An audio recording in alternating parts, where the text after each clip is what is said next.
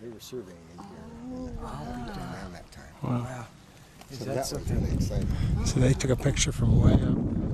Let me take a picture of that one. Well, I can give you 1810 now, so nothing moved in 34. Yeah, there was Really? that log going across. Yeah, I was see really it. controversial. Yeah, that's Oh, really? Even my dad wrote an article for Keet in the 80s saying that John had repositioned it and blah, blah, blah. Nope. It's dead on. Yeah. Did you see? I saw that. Yeah. So this is actually my print, but this is the one that officially we use. Same print. Wow. And the big Wow. changes are the retaining wall, which was the big thing they did in 34, and of course the erosion. Wow. Wow. So is John everybody's grandpa here? Richard would have seen. Going to the right, just off the right end of the log, there's a little section of the retaining wall that has a window in it, Uh-huh. and the plaster yeah. around it is kind of Oh, smooth. yeah. Yeah. That's an original fragment. Really? That shows up in both those photos you have. Huh. Wow. Wow. Beautiful. Cool. Oh my goodness. There's a corrugated pottery. Wow. This stuff was made over a period of a couple hundred years, so it's not particularly good for dating. Right. But the stuff that Jim The patterns, is the doing paint. there is more. When was this Usually. pottery made? Well, it varies. Oh, very. These three here are contemporary with this 1250s or 10s. This is Kayenta black and white, and these are Tucson components. That one there is the earliest one. That's called Black Mesa black and white, and it's about 1050 to 1100. Oh my gosh.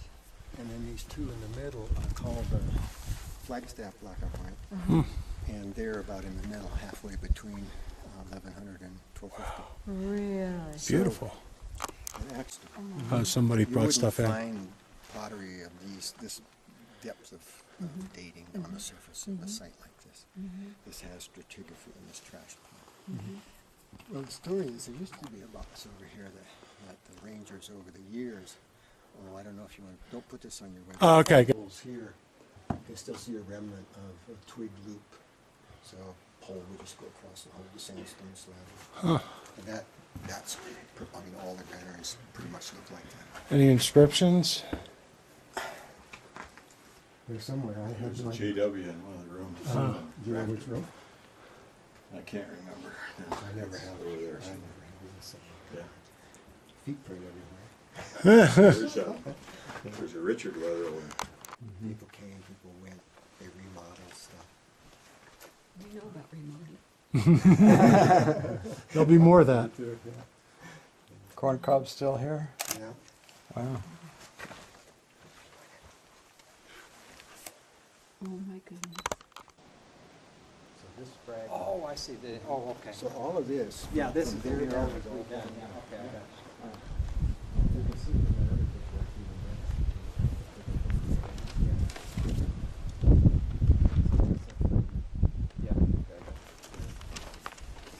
Yeah. So we'll get the sad story out of the way, and then we'll enjoy the rest of it. The issue that came up between Milton and my grandfather. Milton was a foreman of the workmen. My dad had a degree from Harvard. He was the archaeologist. And Gramps had a very high standard for things like stabilization, as did John, actually. But Milton was in charge of the food. Gramps was out of the canyon or out of camp the day that this stabilization thing was done. And Milton's challenge, this That doesn't look right. wasn't here, nor was any of the wall up above it, down to about here. All of this was put in. The niche there is, it's an unusual niche, but it's original in a kiva like this. This is a big kiva here, comes out behind. So Milton's challenge was to stabilize that one piece of wall that I pointed out up above that has the door in it, it's just kind of free floating up there. Right. So this was his solution, to build a wall from both ways and tie it together. It's not gonna go anywhere. But when Gramps came back and saw this is decidedly non-Anasazi. Right. And when Gramps came back, he told Masons Milton. to take that out of there. And they said, well, Milton told us to do it. And so Gramps and Milton went, and Gramps decided he would walk instead of, Oh, boy. instead of finish it off. And so he the next morning he walked to Canton.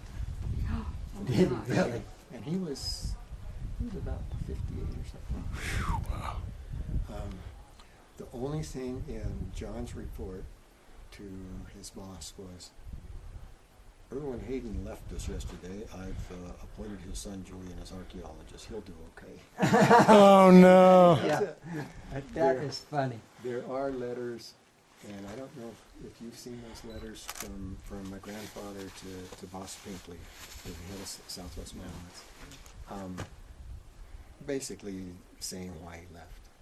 And there were a number of reasons, but this was the straw that broke the camel's back. And he goes into some detail about his approach to stabilization.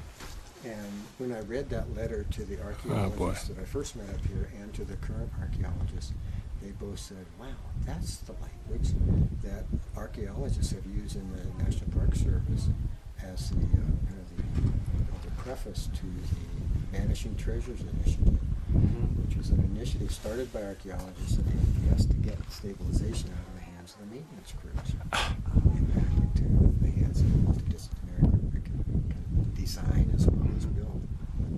So, he Wow. was 75 years ahead of his time, but he was also stubborn, as was Milt. And Couldn't do it. That's why Milt never got married.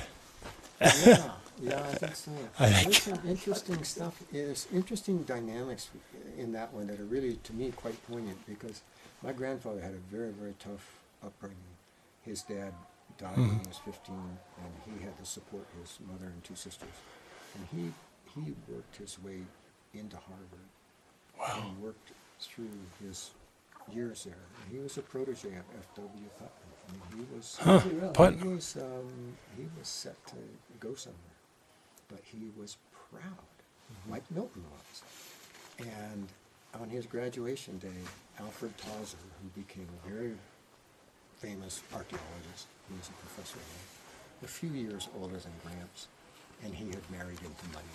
And he did one of these, so Erwin, are you going to make a living in this? And essentially said, I moved to Montana. Wow.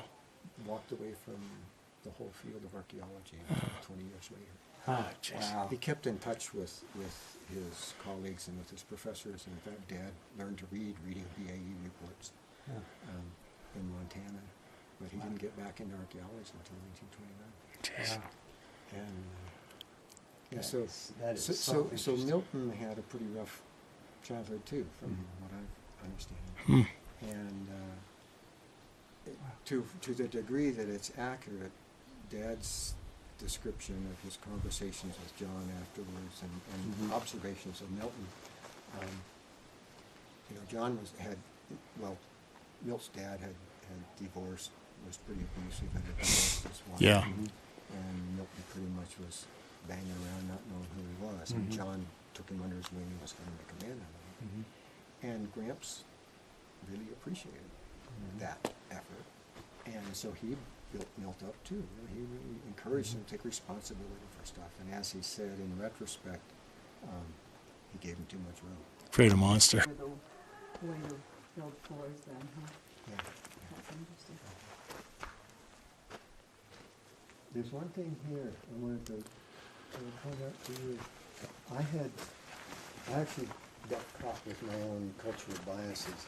When I first looked at this and when I first talked about it with Arnie, I thought this was a ceremonial room that had been abandoned at some point. Maybe a wall fell down or it burned or something. Right. And somebody quick put up a Hakal wall and moved in. But I was reading Jeff Dean's